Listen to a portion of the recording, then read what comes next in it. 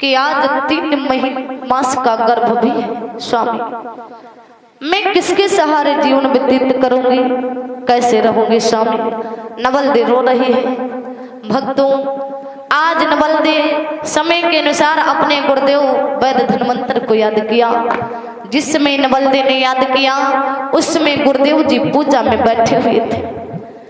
नवलदे ने जब याद किया, आज गुरुदेव तुरंत पूजा से उठे और परीक्षित को जीवित करने के लिए चल पड़े। भक्तों, आज गुरुदेव के साथ हमें 1-2 नहीं 1400 चेला है। 1400 चेलों के साथ में गुरुदेव वैद्य धन्वंतर परीक्षित को जीवित करने के लिए चल पड़े। भक्तों, इधर तक्षक भी विद्याधारी है।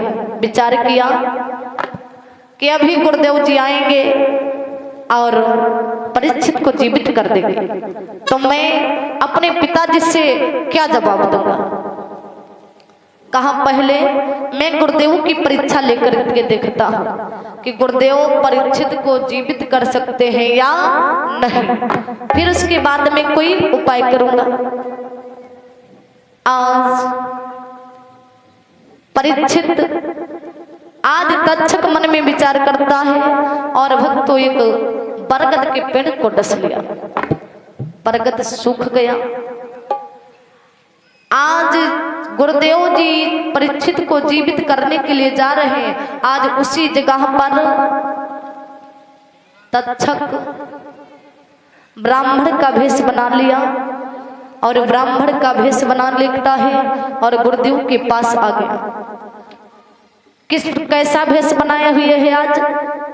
मस्तक चंदन तिलक है, लियो कमंडल हाथ, कांत जनेऊ डाल के कही कपट की बात।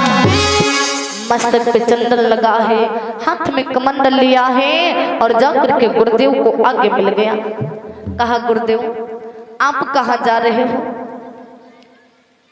हे गुरुदेव, मैंने सुना है कि किसी सर्प ने परीक्षित को जीवित डस लिया है। गुरुदेव ने कहा हाँ, मैं भी वही जा रहा हूँ। किसी सर्प ने जो परीक्षित को डस लिया है, अभी मैं जाऊंगा और परीक्षित को जीवित कर दूंगा। कहा मुझे गुरुदेव विश्वास नहीं है कि आप परीक्षित को जीवित कर दोगे। आज बतलाता है गुरुदेव, आप जो सामने पेड़ देख रहे हो सूखा हुआ, वही सर्प इस पेड़ को भी डस लिया है। यदि अगर आप इस पेड़ को हरा भरा कर दो तब तो मैं मान लूंगा कि आप परीक्षित को जीवित कर देंगे, नहीं तो आप परीक्षित को जीवित नहीं कर सकते। भक्तों, आज गुरुदेव ने जैसे ही अपनी द्रव्य दृष्टि डाली, आज नजर पड़ती है, आज भक्तों तुरंत वह पेड़ हरा भरा हो जाता है। जब हरा हो गया, तक्षक को पूरा विश्वास हो गया कि अब तो गुरुदेव जी जाएंगे और परीक्षित को जीवित कर देंगे। कहा ठीक है। आज गुरुदेव जी आगे बढ़े। आज वह भक्तों बहुत सुंदर एक सोंटा बन जाता है और फिर आगे रास्ते मार्ग में मिल गया। जब फिर आगे गुरुदेव को मिल गया, गुरुदेव जी ने देखा बहुत सुंदर सोंटा, आज देख करके मोहित हो गए। विचार किया कि मैं उसको भी ले लूंगा। गुरुदेव ने उस सोंटा को उठा करके बगल में दबा लिया। तक्षक का मुंह पीछे है, धड़ आगे है। तक्षक ने कहा मौका मिल गया, अब मैं गुरुदेव जी के पीछे डस लूंगा। जब गुरुदेव जी अपनी द्रव्य दृष्टि नहीं डाल पाएंगे, देख नहीं पाएंगे, तो जीवित कैसे हो सकते हैं। भक्तों, आज तक्षक ने तुरंत गुरुदेव के आज सोंटा से सर्प बना और गुरुदेव के पीछे डस लिया। जब गुरुदेव के पीछे डस लिया, आज गुरुदेव जी मूर्छित अवस्था में गिर जाते हैं।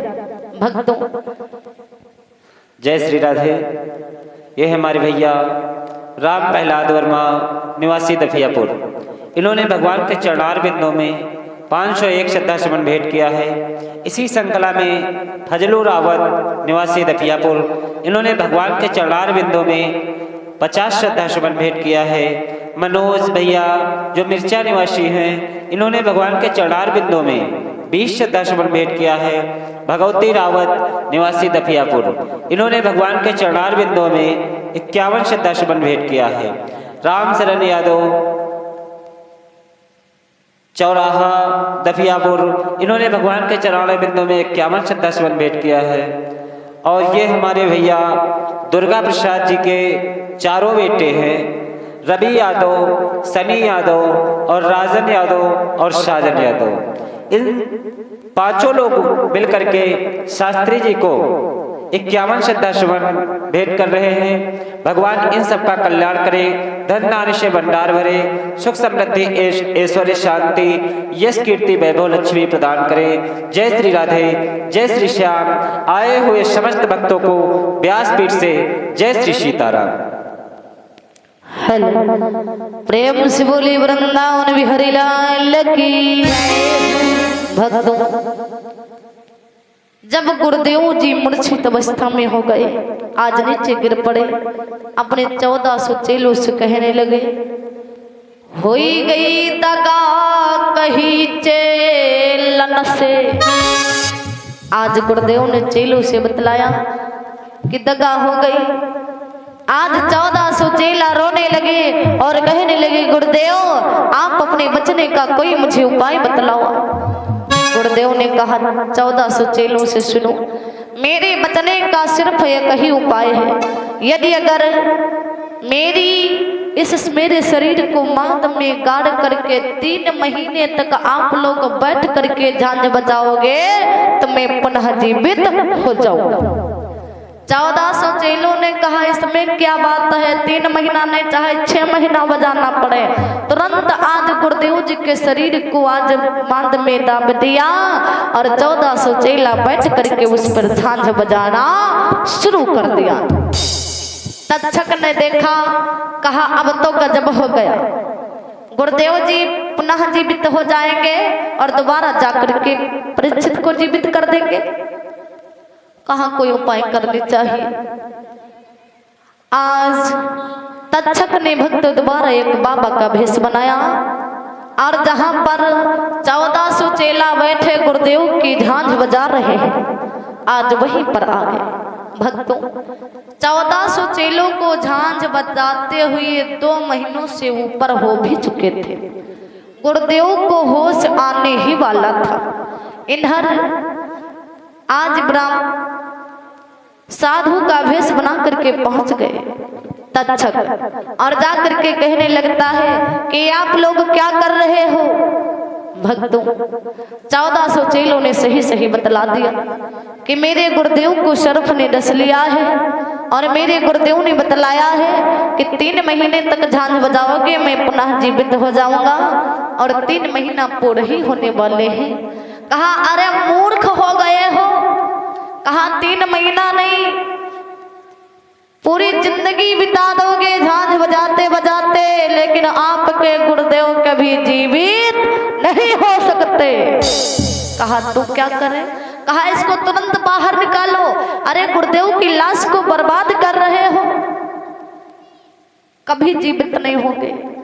इतना कह के चले गए। 1400 चेलों ने आज तुरंत गुरुदेव की लाश को बाहर निकाल दिया और जब बाहर निकाल दिया, गुरुदेव को होश आने ही वाला था।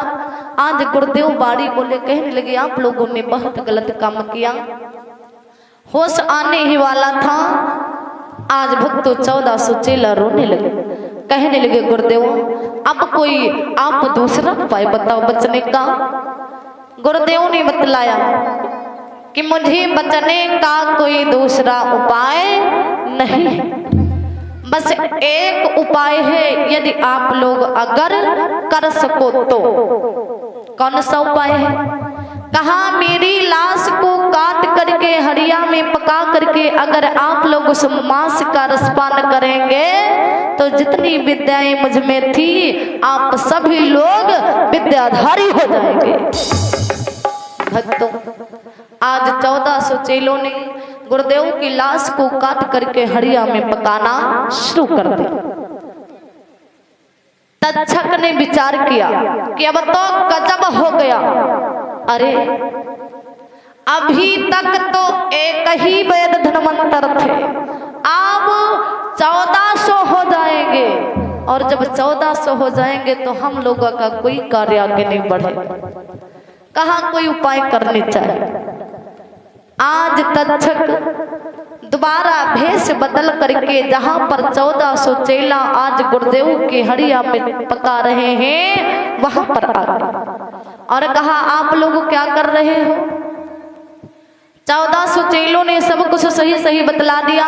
कहा, मेरे गुरुदेव को सर्प ने डस लिया है और मेरे गुरुदेव ने बतलाया है कि यदि अगर मेरी लाश को काट करके हरिया में पका करके रसपान करोगे तो मेरे जैसे विद्वान विद्याधारी हो जाओगे।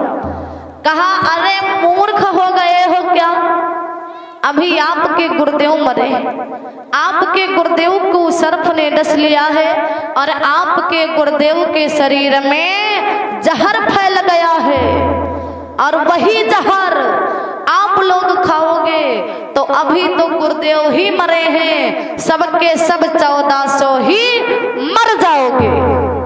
क्या मरना चाहते हो। कहा, फिर क्या करें। कहा, अरे इसको निकाल करके फेंक दो नदी में। आज भक्तों बात को मान करके आज हड़िया उठा उठा करके आज उसे समुद्र में फेंक दिया। भक्तों, सारी हड़िया तो डूब गई लेकिन एक हड़िया नहीं डूबती है। डूबी नाई बची एक हड़िया, अरे धीरे धीरे बहती समध में।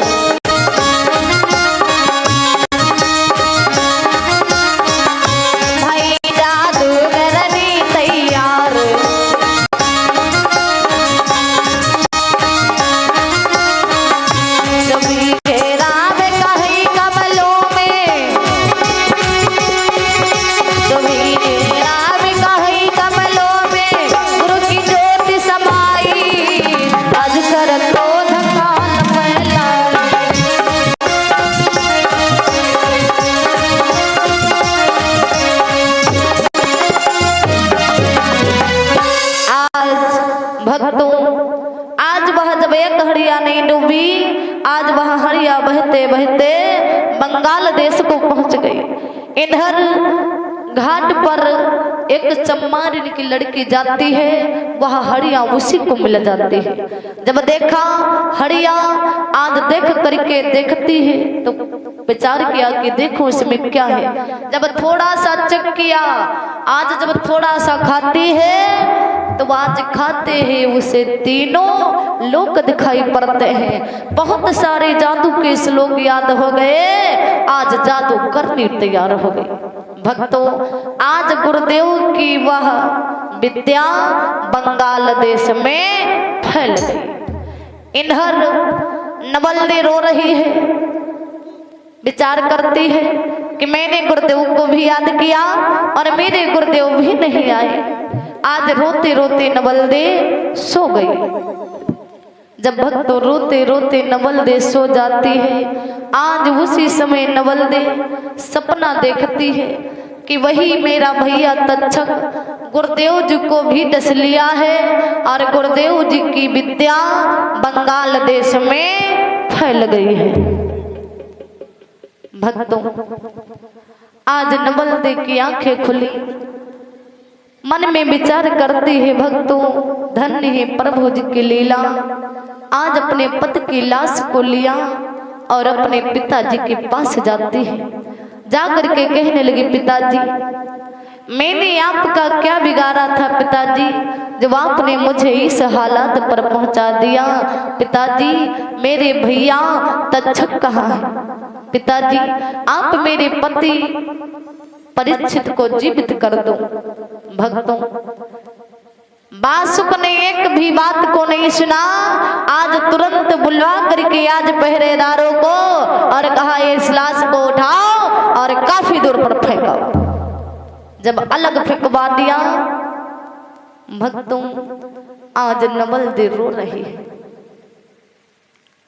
आज नवलदे रो रही है, आज अपने पिताजी के दरबार में रो रही है।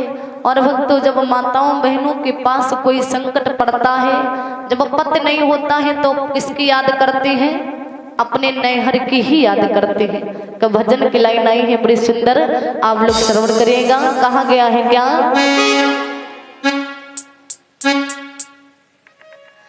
कि राम भजन केरी बेला देसा में लागी रहो है।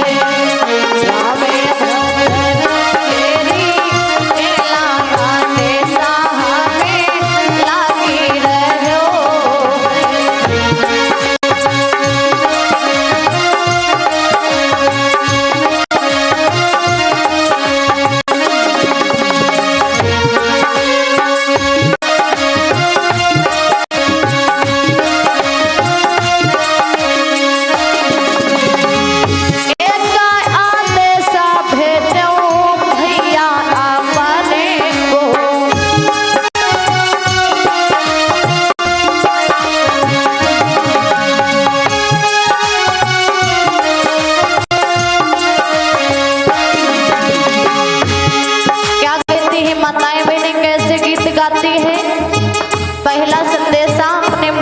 देती है, कहती है क्या और कैसे गाती है?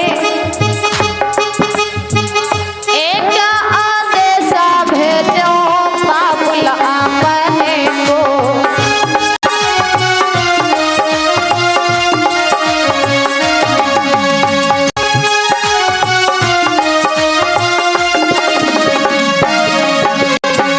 जिनने निकालो पारा देशा आदेशा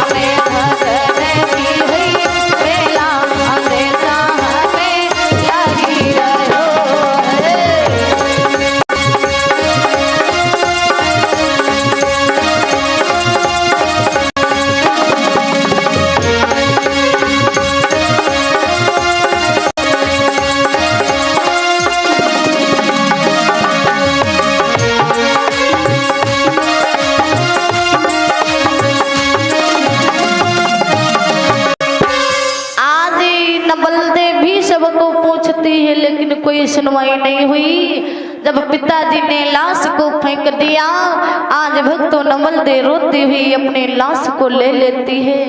आज समुद्र के किनारे आती है, आज एक घन्नई बनाई और घन्नई में अपने पति की लाश को रख लिया और उसी घन्नई में नवल दे भी बैठ जाती है और उसी बीच धारा में चल पड़ती है। जब बंगाल देश को चल पड़ी, जब बंगाल देश को नवल दे चल पड़ती है, आज भक्तों समय के अनुसार जाकर के नवल दे बंगाल देश को जिस समय जाती है, आज जाते जाते आधी रात हो गई। आज एकदम सन्नाटा छा जाता है, नवल दे भयभीत हो जाती है। आज नवल दे अपने पति को आवाज देती है कि हे स्वामी। जब अपने पति को आवाज देती है, भक्तों कहीं कहीं पर बतलाया गया है कि उसी घन्नाई में तक्षक नीचे लिपटा हुआ था। जब नवलदे ने आवाज को लगाया तो तक्षक ने हुंकार की आवाज दी। आज भक्तों दियो हुंकारा लासने गयो त्रिया गढ़ आई, बहती बहती दरिया में कमरू पहुंचा। भक्तों जाकर के आज बंगाल देश में एक घाट पर रुक जाती है और नवलदे रोने लगती है। अपने पति की लाश को रखे हुए जिस समय रो रही है नवलदे, किस प्रकार से भक्तों रोती है। आ रही हुई